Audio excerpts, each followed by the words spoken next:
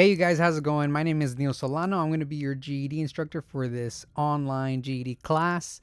In this video, I just want to very quickly, briefly go over some important beginning info stuff that'll help you in your GED journey. But before we get into all the details on Canvas and how the worksheets are going to work and the structure of the class, if you're trying to get your GED, the very first thing you need to know is you need a form of ID. All right, a Washington State ID, a driver's license, learner's permit, I think, as well, a U.S. passport. All of that works. So if you have that, you're fine. Continue on. If you don't have any of that, you got to get in the process right now of getting that ID, because when we are ready to take the GED test, you're going to need that. What I do want to show now is Canvas and what you're going to see in Canvas, how the class is structured and what I expect. So let's jump over to Canvas right now. So this is the Canvas class of ours. This is an old video. It will be replaced with the one you're watching right now. So obviously this was the first thing you saw, a home screen. What you're going to be doing mostly is going to modules, okay? Modules is where all the worksheets are, where all the videos are, is where all of everything is, okay? So the first thing you see is the first things first module, right? All of this, 1, 2, 3, 4, there's 4 modules right here. These are just the helpful stuff that you need to know and get for the class. There's a specific GED calculator. This video right here that I created shows you how to download the GED calculator, how to submit worksheets. Well, there's going to be plenty of worksheets that you're going to have to do in the class. And there's a little learning curve to how to submit it. And this video right here explains it. So please watch this one. This one's extremely important. Creating a GED account. If you're brand spanking new, you need to create a GED account to start off with anything. So I say create that one too.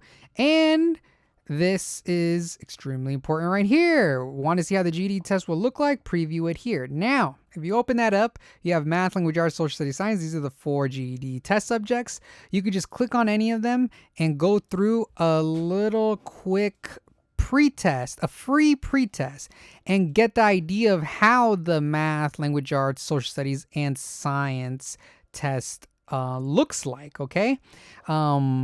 And why do I want y'all to do that is because the very first thing I want you to do, let me just go back to my camera. The very first thing I want you to do is some form of pretest to decide on a subject, okay? I want you to tell me which subject we are going to tackle first, because once you decide on a subject, then I could tell you what specific materials I want you to do, what worksheets, or to do all of it on the modules. And so doing a form of pretest is helpful and handy, and we have those free pretests that I just showed you. Now, if you have already taken the GED official pretests, so let me jump over and show you what I mean by that. If we go over here to your GED account, let's say you had already created your GED account. A lot of you have already done this little process right here of creating a GED account and then doing the pretests. Now, this is an account of a student that already passed their 4 official tests. They're a graduate of mine. But if you go to my scores, you can see their official test scores right here. And down here is their pretest, so GED official pretest scores. Now, majority of you, especially the ones that are coming from USource, have already done all of these pretests. If you're an adult that hasn't yet really done a pretest, you could just create a GED account and then pay for the 4 pretests and take them all. And these are the official ones that tell us whether you are likely to pass the real test or if you were too close to call, or, you know, and it even tells you if you open up one, this one that this student did not pass, the social studies test, it actually tells us what we need to improve on. And that's where I could come in and tell you what worksheets those are specifically on Canvas. So pretests are a big deal. I really recommend you doing some form of pretest, so, and then deciding on a subject so that we can go from there. Because for the GED class, we have the 4 subjects right here: language arts, social studies, math, and science. If we open up one of the tabs, we could see all the stuff that I've created for us in this GED class.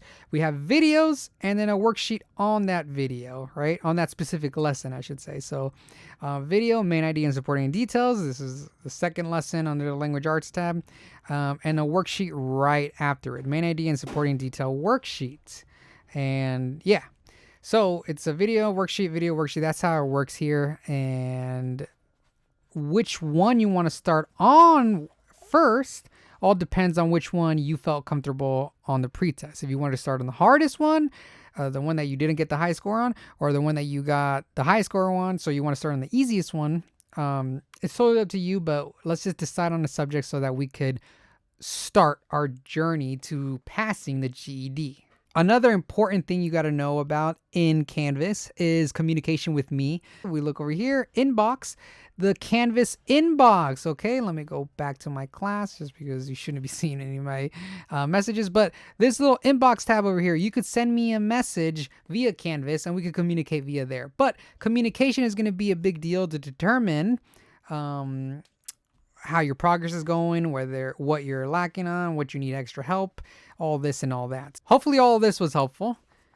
If there's any questions, obviously I just told you how you could communicate with me, but we do want to make sure we give it our all because the GED online class is kind of more difficult than in-person hands-on classes. So we got to stay in communication. We got to give it our all in these modules. We got to look at the videos, even though they're boring and long. I try to make it as fun as I can. So watch the videos. They explain the stuff. And yeah, any other questions, please reach out to me.